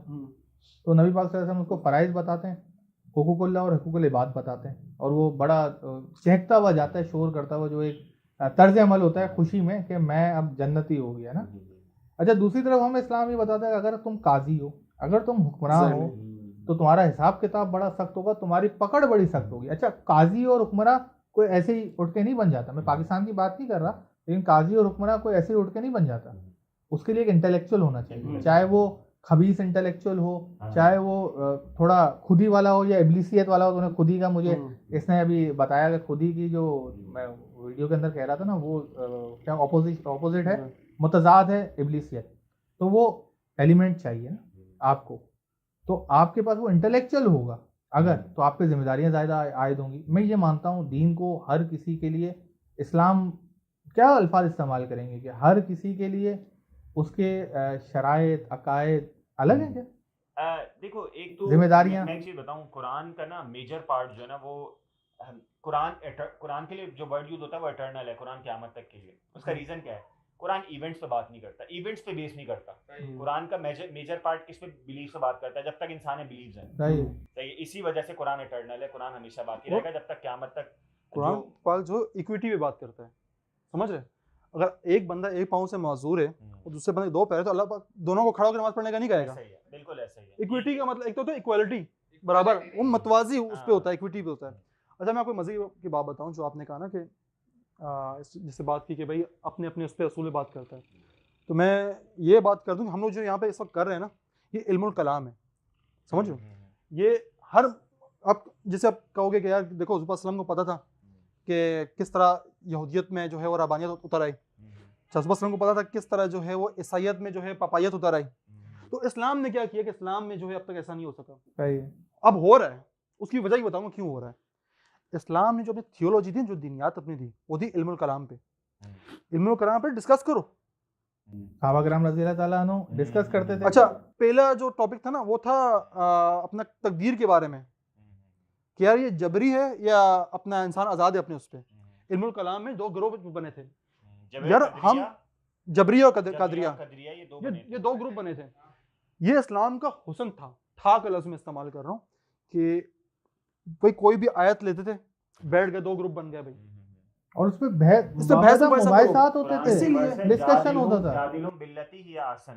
डिस्कशन करो उस तरीके से जो ऐसा तरीका। नहीं, वो भी है, वो आयत हदीस मुझे याद नहीं कि उसका उलमा का जो इख्तिलाफ है वो भी जो है वो रहमत। हाँ, इसमें ये होता है कि आप जो भी चीज़ नहीं निकालोगे ना, कुछ कुछ बेहतर ही निकलेगी उसके अंदर से। अब जब वो चीज़ नीचे आई ना, तो मनाजरा बन गया। जब इल्मुल कलाम मनाजरा बना ना, तब डिस्कशन हराम हो गया। मैं मतलब मनाजरे देखता हूँ ना, अरे यार भाई मुझे समझ, मैं मुझसे मनाजरा कर, अब बे भाई मतलब मनाजरा क्या मतलब, तुम्हें नीचे दिखाना है दूसरों को भाई, वही है ना तू अकले कुल है, तेरे पास इल्मे कुल है, किसी के पास भी नहीं है, ना मेरे अकले कुल हूँ, ना मैं इल्मे कुल हूँ। डिस्कशन करना है, एक्सप्लोर करना है। तो जो हमारा दीन हमें सिखाता है कि अमल का दारोमदार किस पे? नियतों पे। मैं तेरी नियत जानता हूँ, तू मेरी नियत जानता है, ये रखी इसी वैसे नियतों पे दिया। अच्छा, एक मुझे हदीस याद आई, तू बता सकता है मैं जन्नत में जाऊंगा जहन्नुम में जाऊंगा? मैं बता सकता हूँ जन्नत में जाएगा जहन्नुम में जाएगा, खत्म, कहानी मुक गई। हज़रत मुआज़ को भेज रहे थे यमन, तो जन्नती है, मैं जन्नत में जाऊंगा। नहीं तुझे कंफ्यूजन है। नहीं अपने बारे में, तो अपने बारे में मैं बोलूँ, ये मेरे बारे में बता सकता है या मैं इसके बारे में बता, तेरे बारे में मैं बता सकता हूँ। ये जो लीगल थिंकिंग है, इसके बारे में एक हदीस बड़ी जबरदस्त मुझे याद आई है। आप अलैहिस्सलाम हज़रत मुआज़ को यमन भेज रहे थे हाकिम बना के, पूछ रहे भाई फैसला कैसे करोगे? उन्होंने कहा कुरान से करूंगा। अच्छा, कुरान में नहीं मिला तो हदीस से करूंगा, हदीस में भी नहीं मिला तो उन्होंने कहा मैं सोच के अपने हिसाब से फैसला करूंगा। आप अलैहिस्सलाम ने कहा वाह भाई, और ये इस्लाम की एक जुज़ है जिसे कहते हैं इज्तिहाद, ये इज्तिहाद कियास। एग्जैक्टली, क्या आप अलैहिस्सलाम ने तारीफ फरमाई, जब ये हुस्न है इस्लाम का। जब यार वो वाली आयत कोट कर दे, मैं उसको भूल जाता हूँ, जो जाकिर नाइक अक्सर ना, डॉक्टर जाकिर नाइक अक्सर करते हैं कि आओ उस बात की तरफ जो तुम में और हम में मुश्तरक है। कुल या अहलल किताब तालू इला कलिमतिन सवाइन बैनना व बैनकुम, अल्लाह ताला कह रहे हैं अहले किताब को कहो उस चीज की तरफ आओ जो हम में और तुम में म्यूचुअल है। वो क्या है? बहुत सारी चीजें। हाँ। अब मैं बताऊँ क्या बोलता हूँ यहाँ पे, जहांगीर इसको सुन, इस थ्योरी को सुन, कि मैं बोलता हूँ कि कोई बंदा इस दुनिया में जो बोल रहा है वो झूठ बोल ही नहीं रहा, वो गलत हो ही नहीं सकता। बिल्कुल रेलेवेंट ट्रुथ भाई, यूनिवर्सल ट्रुथ नाम की चीज, यूनिवर्सल ट्रुथ हो ही नहीं सकता, उसका ट्रुथ है अपना। चाहे आप हिंदू मजहब को ले लो, बुद्धिज्म को ले लो, ईसाइयत को ले लो, आपको लॉजिक्स मिलेंगी, दलाइल मिलेंगी। अब होता क्या है, एक आप गेम समझो, इब्लीस जन्नत से आया था, आदम अलैहिस्सलाम जन्नत से आए थे, एक गेम समझो आप, एक गेम चल रहा है। इब्लीस जब जन्नत से आया और जो जिन्नात हैं अगर वो स्नीक पीक लेते हैं पहले आसमान से बातें सुन के, तो इब्लीस तो बहुत इल्म वाला था ना, उसको बहुत सारी चीजें पता होंगी। अब जब आके उसने उस हिसाब से प्रीच, अच्छा इब्लीस का इल्म कहाँ से आया, इब्लीस के पास इल्म कहाँ से आया, ऑब्वियसली अल्लाह ने दिया, अल्लाह ने दिया। उसने सिर्फ भटकाना है, उस इल्म को इस्तेमाल करते हैं भटकाने, मैनिपुलेट करते हैं ना। मैं तुझे कोई एक सही चीज बताऊंगा कि फायदा हो रहा है, यार ये ले ले, मल्टी लेवल मार्केटिंग में दुनिया की गुर्बत मिल जाएगी, अभी क्रिप्टो शुरू कर दो, मतलब खत्म। परफेक्ट एग्जांपल है, बैटल ऑफ बदर से पहले नजर बिन हारिस की शक्ल में आया था, उसने मैनिपुलेट किया था। अब मैनिपुलेशन भी होती है सच्चाई पे, फैक्ट्स पे, सही है, मैनिपुलेशन सच्चाई और फैक्ट्स पे ही होती है ना। ऐसे तो नहीं होगा कि मैं तुझे बोलूं कि यार ये मोबाइल, ये माउस है मेरा वायरलेस, ये पकड़, ये 1 करोड़ रुपए का, और तू बोले हाँ तू सही बोल रहा है। मैं अगर तुझे बोलूं कि क्रिप्टो की अगर मैं तुझे कुछ सक्सेस स्टोरीज दिखाऊं और फिर मैं तुझे बैठ के कोई अपना गंदा सा कॉइन पकड़ा दूं कि यार ये पहला कॉइन है और उस पर इन्वेस्ट करो, तो तुम उस सच्चाई को रिलेट करोगे उस मैनिपुलेशन के साथ और चलोगे। तो जब आप मैनिपुलेशन फैक्ट्स के साथ ही और सच्चाई के साथ कर सकते हैं, तो जो दूसरों के पास इल्म है, आप ये ना बोले वो फैंटेसी है, कहानी है, आप थोड़ा सा उसके पाँव में जाके, जो जिसने पहली बार ये चीजें एक्सपीरियंस की होंगी उनके शूज में पाँव डाल के देखें, आपको मुश्तरका फाइंड करने में बहुत आसानी हो जाएगी। और हर कोने पे, हत्ता के अफ्रीकी कबाइल के अंदर भी जाके, जो दुनिया से कटे हुए अमेज़न के कबाइल, उन वो भी जिस चीज की परस्तिश करते हैं, क्या बोलेंगे, परस्तिश करते हैं, और जिस चीज को पूछते हैं, आपको उनमें और आप में भी कॉमन मिलेगा। देखिए मैं एक बात करूँ, देखिए मजहब 2 चीज़ों की बुनियाद पे बनता है, ज़्यादातर मज़ाहिब, इस्लाम की बात नहीं कर रहा, ज़्यादातर मज़ाहिब, एक कानून और एक इखलाकियात। इखलाकियात तमाम मज़ाहिब के एक जैसे हैं लगभग। कोई दुनिया का मजहब ये नहीं कहता कि बंदे को मार दो, कोई मजहब नहीं कहता कि अंधे को जो है रास्ता ना दिखाओ, कोई मजहब नहीं कहता कि प्यासे को पानी ना पिलाओ। इखलाकियात सबके एक है। असल बात आती है कानून पे। हजरत मूसा अलैहिस्सलाम को 10 कानून दिए गए थे, सिर्फ उन कानून को खत्म करने के लिए ईसाईयत मजहब आ गया, फिर उन कानून का रद्द करने के लिए इस्लाम मजहब आ गया। अमेंडमेंट्स, शरीयत जो है वो कानून बना, लेकिन आया कब, जब उससे रद्दो बदल कर दिया, रद्दो बदल कर दिया। वो आया नहीं था उसको बदलने के लिए, नहीं, रद्दो बदल को सही करने के लिए आया था। बेसिकली तो हम, जो करप्शन हुई है उसको, बाहैसियत मुसलमान, मैं ये मानता हूँ, तू ये मानता है, और बाहैसियत मुसलमान के जो शरीयत आदम अलैहिस्सलाम से शुरू हुई थी जो इंसानों के लिए, वो अब तक वही चल रही है, क्योंकि खुदा एक ही है, खुदा अलग अलग तो नहीं है, अल्लाह एक ही है। अब हुआ ये कि हम वहाँ पे अब एवोल्यूशन के अंदर जाते हैं ना, हम ये समझते हैं कि आदम अलैहिस्सलाम के ज़माने में इंसान इतना तैयार नहीं था, तो उसको वो कहते हैं कुर्बानी, शोले से लपक के शोला लेके जाता था कुर्बानी को, सही है। हज़रत मूसा अलैहिस्सलाम तक भी इंसान इतना तैयार नहीं था, हज़रत ईसा अलैहिस्सलाम तक भी इंसान इतना तैयार नहीं था। नबी पाक सल्लल्लाहु अलैहि वसल्लम का दौर जब आया 1400 साल पहले, तो इंसान इंटेलेक्चुअली लेवल पे इतना तैयार था कि उसको एक मुकम्मल पैगाम दे दिया जाए कि अब आप ये लो और ता क़यामत आपको ये चला। या फिर ये कह सकते हो कि इंसान अपने हर दौर में इंटेलेक्चुअली तैयार था। ये बता दीजिए इसके बाद इसमें कोई अमेंडमेंट नहीं होने वाली। देखो ना, आपको मिसाल दूँ, हज़रत सुलेमान अलैहिस्सलाम के दौर की मिसाल देता हूँ ना मैं आपको। उसमें कुरान पाक सूरह नमल में अल्लाह पाक जो है पूरा वाक़या हज़रत सुलेमान अलैहिस्सलाम का बयान किया है कि किस तरह भाई के अपने दरबार में बैठे हुए थे, तो हुदहुद नहीं थी वहाँ पे। हुदहुद को बुलवाया गया, भाई कहाँ गए? तो उसने बताया कि भाई मैंने एक मलका है उसका तख्त देखा है, उसका तख्त इतना शानदार है कि, लेकिन वो लोग क्या है कि बहुत ताकत भी, लेकिन वो सितारों को पूछते हैं। तो हज़रत सुलेमान अलैहिस्सलाम ने पैगाम दे के भिजवाया हुदहुद के ज़रिए कि भाई आप उसको पूछना छोड़ दो, वरना हम पे हमला करेंगे, आप सच्चे खुदा की परस्तिश करो। तो उस पहुँचाने के बाद जब उसका वेट कर रहे थे जवाब का, तो कासिद आया, मलका सबाक कासिद आया बहुत सारे हीरे जवाहरात लेके। तो हज़रत सुलेमान अलैहिस्सलाम ने उसको ये कहा, भाई तू क्या मुझे इनसे ख़रीदना चाहता है? तू मेरी शान देख, जो अल्लाह पाक की शान देख इसमें ना, कितने मेरे पास वो चीज़ें, तू इससे खरीदेगा मुझे?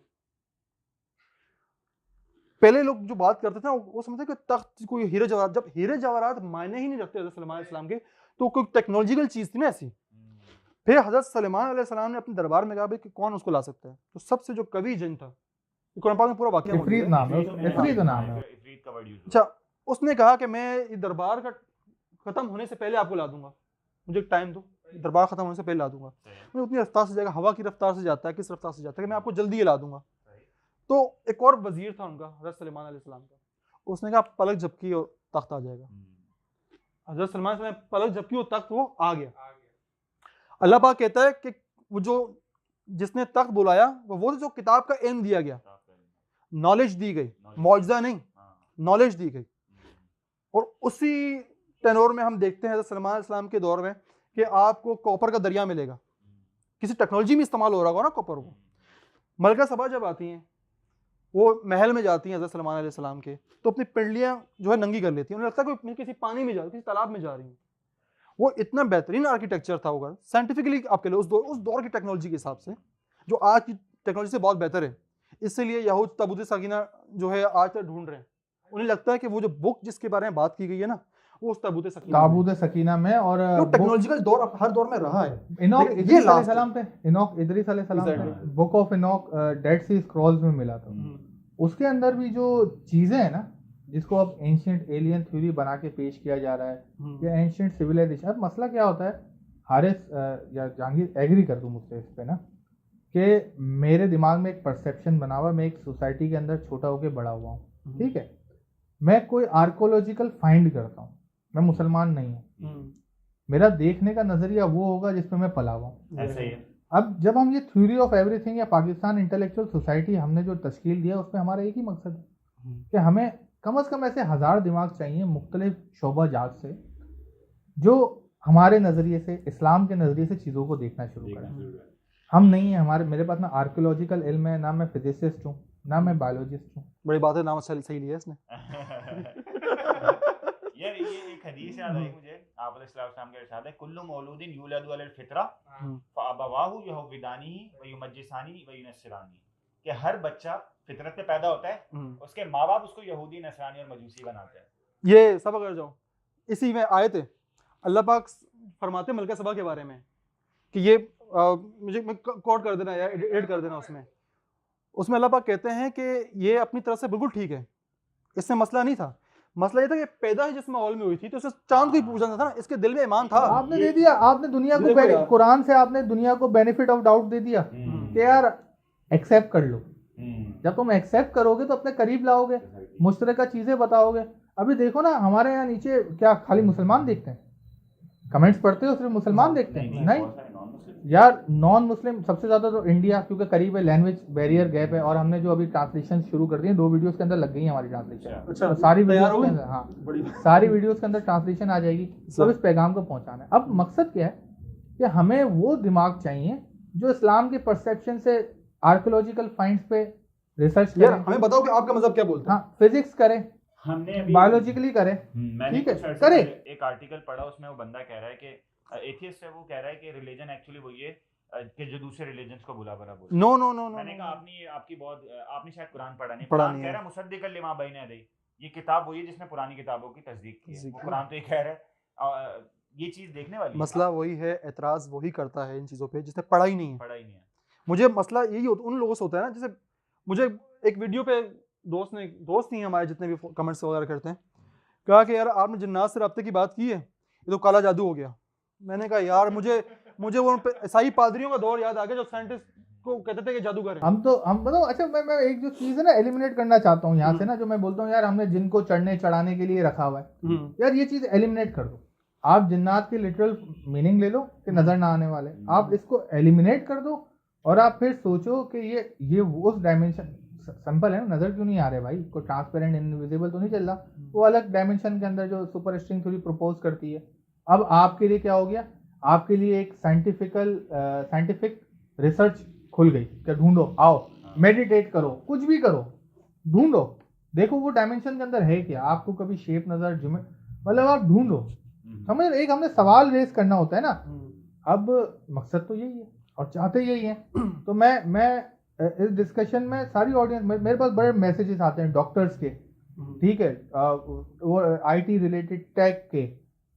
मेरे पास जो लास्ट मैसेज, मैंने कहा यार ये तो बड़ा ज़बरदस्त किस्म का बंदा है, मेरे ख्याल से फिजिसिस्ट है, मुसलमान, अभी पढ़ रहा है एज क्या होता है इनके, क्या चक्कर होते हैं, इंटर्नशिप कर रहे हैं, फिजिक्स बोले मैं फिजिसिस्ट बन रहा हूँ, तो वो क्या पढ़ेगा, पाकिस्तान में नहीं है, पाकिस्तानी रहता बाहर है। अब ये सारे क्या हो रहा है, एक तरह का उनको एक जगह मिल गई कि जहाँ पे वो आके अपनी थॉट देखे ना। आपके दिल से मजहब कोई नहीं निकाल सकता।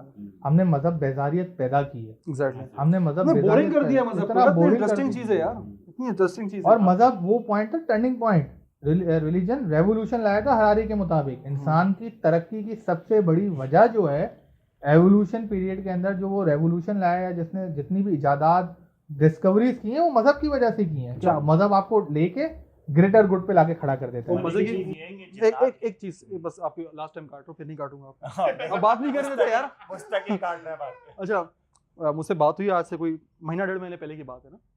देखो मजा उस एथिस्ट के साथ बात करने में आता है, उस हिंदू के साथ, उस ईसाई के साथ, जिसने उस मुसलमान के साथ, उस मुसलमान के साथ भी चलो कि जिसने अपना पढ़ रखा हो, वो अपनी नॉलेज की वजह से बात कर रहा हूँ। तो इसी तरह एक दोस्त है हमारे एथिस्ट है, उससे मेरी बात हुई इस पे ना कि यार किस तरह इंसानों को भेजा है दिस एंड दैट। मैंने कहा चल यार नहीं भेजा, मैं एक खाका पेश करता हूँ, मुझे से जवाब देता रहे हाँ या ना। मैंने कहा इंसान ने मिसाल के तौर पे वो डायसन स्फीयर थ्योरी, मैंने कहा सूरज को हार्वेस्ट करना है इंसान ने, इसकी एनर्जी को, ठीक है। ये पॉसिबल है कि इंसान जो है एक आर्टिफिशियल इंटेलिजेंस रोबोट्स का स्ट्रक्चर बना के ले जाए मरकरी पे। मैं कहा मुझे आप थ्योरिकल बताओ, मैं प्रैक्टिकली नहीं बता, थ्योरिकल। कहता बिल्कुल पॉसिबल है भाई, लेके जा सकते हैं वहाँ पे। मैंने कहा क्या ये पॉसिबल है कि आर्टिफिशियल इंटेलिजेंस के बलबूते पे वो रोबोट्स रिप्रोडक्शन करें? कहता बिल्कुल पॉसिबल है। अभी तो एक अभी हुआ भी है, कंपनी का नाम याद नहीं आ रहा, ये रिसर्च अभी कह रहा है बिल्कुल पॉसिबल है, ये प्रपोज किया गया ये आइडिया।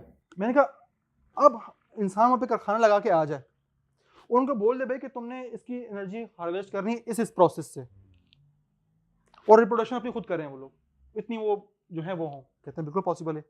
मैंने कहा फिर वो हालात के हिसाब से अपने खुद में एडजस्टमेंट भी कर सकें कि हमने रेंगना है कि हमने चलना है। सही है। कहता है पॉसिबल है।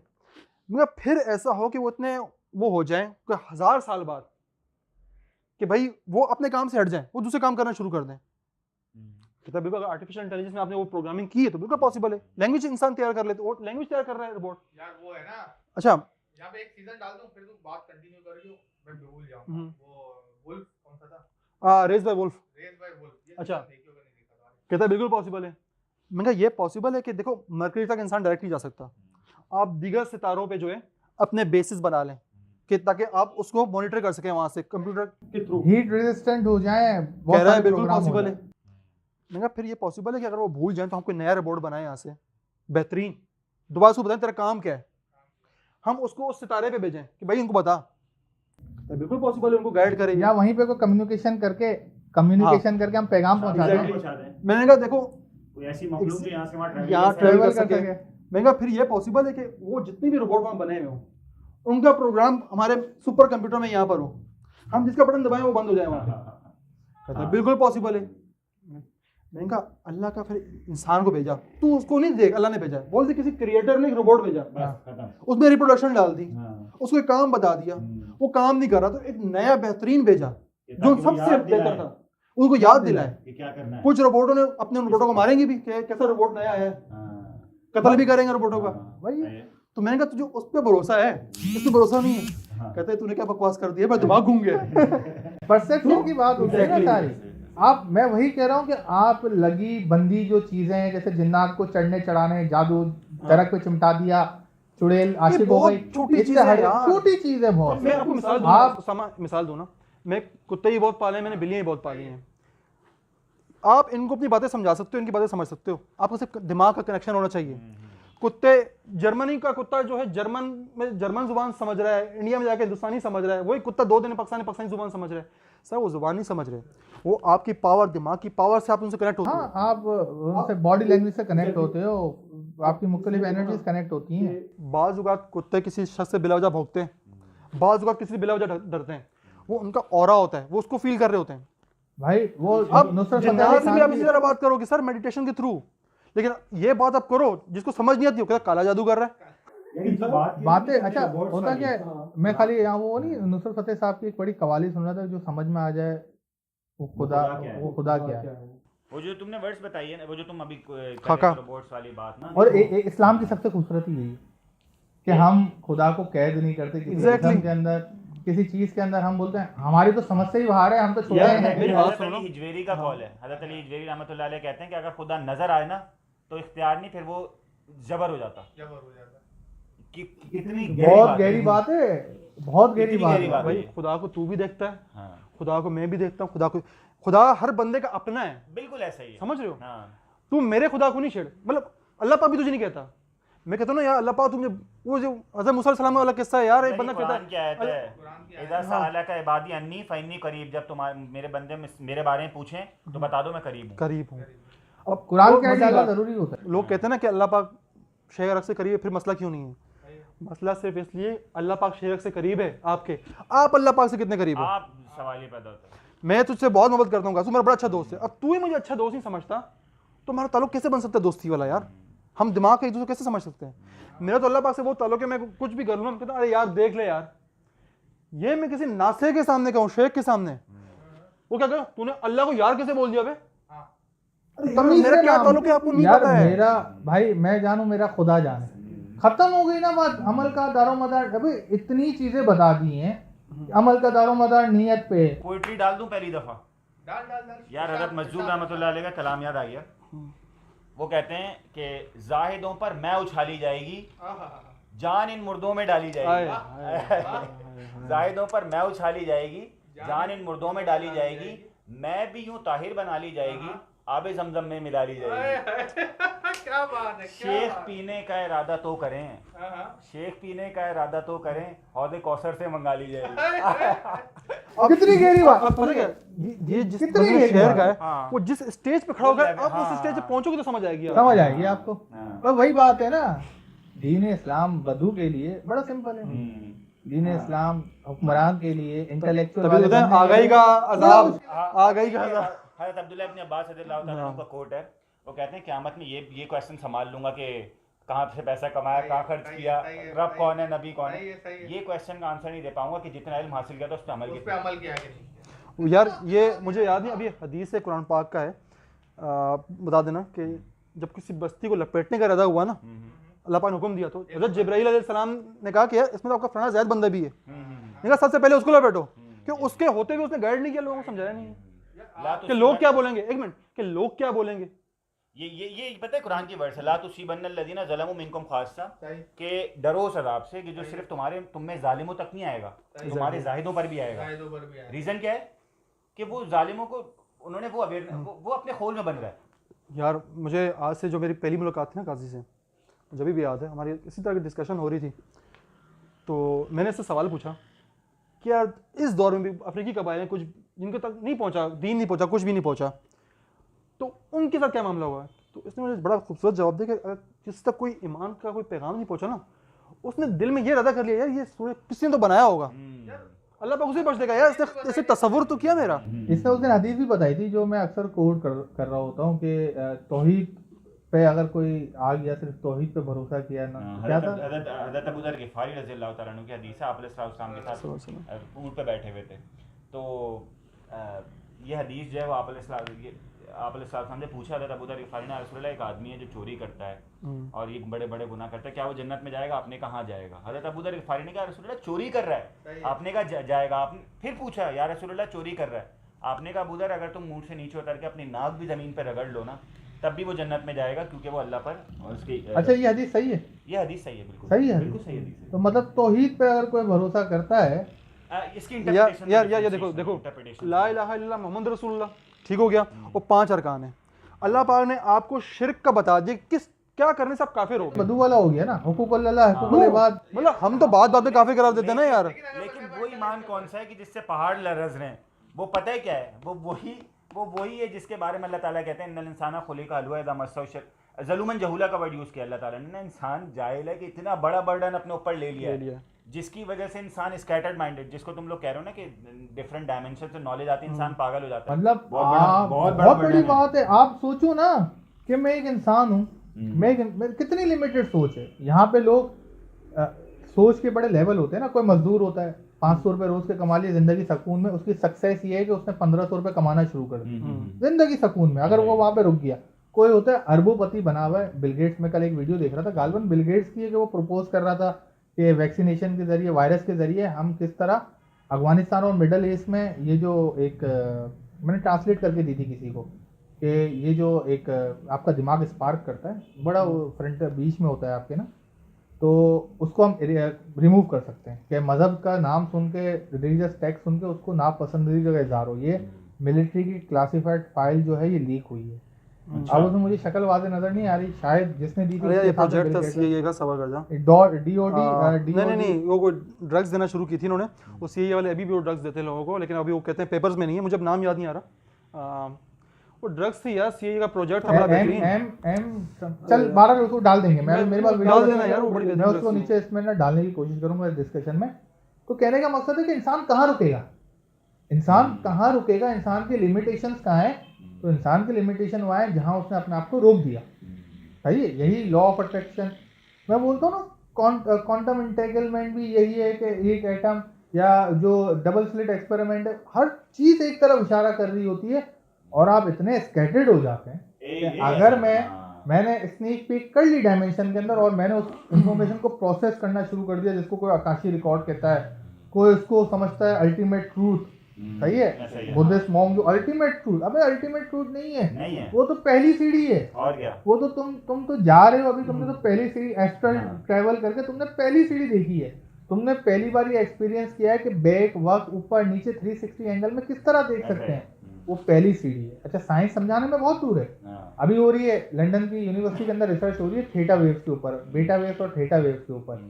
एक आता है ना यूरिका मूवमेंट, जिसको हम बोलते हैं आर्टिस्ट को आमद हो गई, आमद होती है ना, हमें भी आमद हो जाती है, वो थीटा वेव स्पाइक करती हैं कुछ नैनो सेकंड्स के लिए, और उसमें आपको out of the box idea आता है। यूरिका याद है, वो नंगा भागा था साइंटिस्ट, बादशाह ने जिम्मेदारी लगाई थी, हमने बचपन में कहानियां पढ़ी हुई हैं, बादशाह ने जिम्मेदारी लगाई थी कि मैंने सोना जितना सुनार को दिया है, क्या नाम था उसका, आर की, वो पढ़ा नहीं पड़ी, वो बड़ी लिटरेचर, इंग्लिश लिटरेचर का हिस्सा है स्कूल के अंदर। तो वो यूरिका सीखता वो भागा था भराना अपनी ना सड़कों के ऊपर, तो मैंने अभी देखा तो मैं जोक मारा था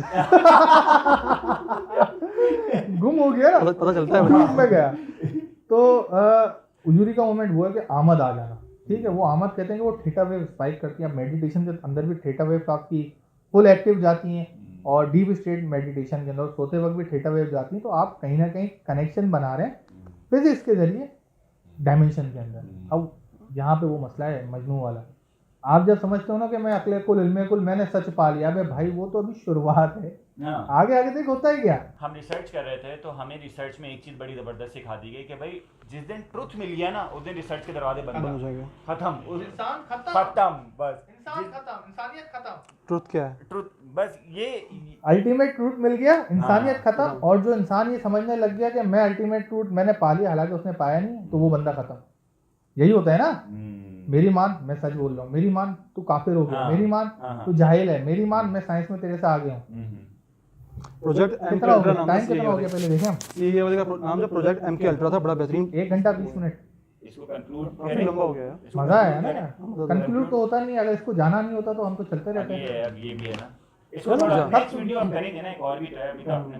तो आप भी हमारे साथ थे, अल्लाह हाफिज़ कर दें, अल्लाह हाफिज़, अल्लाह हाफिज़। कोई बात करनी थी उसको लास्ट में सबक आ जाए, एक इस तरह इतना सादा सा अल्लाह यार, मैं यार इतना सादा सा अल्लाह हाफिज़ क्या हो गया। मेरी तो थ्योरी आसान करो, मैं तो आसान है, अल्लाह हाफिज़। ये अच्छा भाई, टॉपिक हमने शुरू किया था इस्लाम और साइंस के हवाले से, कि देखें तमाम शर तब शुरू होंगे जब हम इन दोनों को अलग कर देंगे। मज़हब यानी कि अखलाकियात और कानून, साइंस किसी भी सब्जेक्ट की नॉलेज जो है, बग़ैर अखलाकियात और कानून की किसी भी चीज़ की नॉलेज हासिल करोगे तो फिर इसकी आँख निकाल के कोई भी तजर्बा करना मेरे लिए जायज़ हो जाएगा। अखलाकियात नहीं है ना मेरा भाई, अखलाकियात नहीं है। साइंस और मज़हब अलग नहीं है, मज़हब एक बहुत बड़ी शय है, बहुत बड़ा सब्जेक्ट है, साइंस उसकी एक बिट है। मज़हब जो आइडिया देता है, कुरान पाक जो आइडिया देता है, साइंस उस पर काम करती है। वो आइंस्टाइन ने कितना बेहतरीन कहा था ना कि मज़हब के बगैर जो है साइंस लंगड़ी है, और साइंस के बगैर जो मज़हब अंधा है। आइडिया हो आपके पास, वो उस पर प्रोसेस करने के लिए काम ना हो, तो आइडिया किस काम का। यानी कि अगर आपके पास मज़हब है लेकिन आप उसको नॉलेज की, अल्लाह पाक तो क्या कहते हैं, इल्म हासिल करने, अल्लाह पाक बार बार कहते हैं ना कि आप फैल जाओ दुनिया में, आप दुनिया को घूमो देखो। एग्जैक्टली, डिस्कशन शुरू हो गई। नहीं मैं बता रहा हूँ, आप इन दोनों को अलग करोगे तो कभी भी तरक्की की मंजिल हासिल नहीं कर सकोगे। अगर आपको तरक्की हासिल करनी है, अपने दिमाग को नई सोच देनी है, तो मज़हब को, साइंस को मज़हब का हिस्सा मान के चलना पड़ेगा। साइंस को का आइडिया मज़हब से आपको लेना पड़ेगा, आपकी मजबूरी है, इंसानों की मजबूरी है मेरा भाई, इंसान की मजबूरी है। इकबाल की रूह से माजरत के साथ ये आखिरी एक मिसरा मैं थोड़ा सा तज़मीन करके उसको एंड करता हूँ इकबाल ने कहा था जुदा हो दी सियासत से तो रह जाती है चंगेजी। मैं कहता हूँ जुदा हो दी साइंस से तो रह जाती है इब्लीसियत। ये बात। चलिए अल्लाह अपना ख्याल रखिएगा। अल्लाह हाफिज़।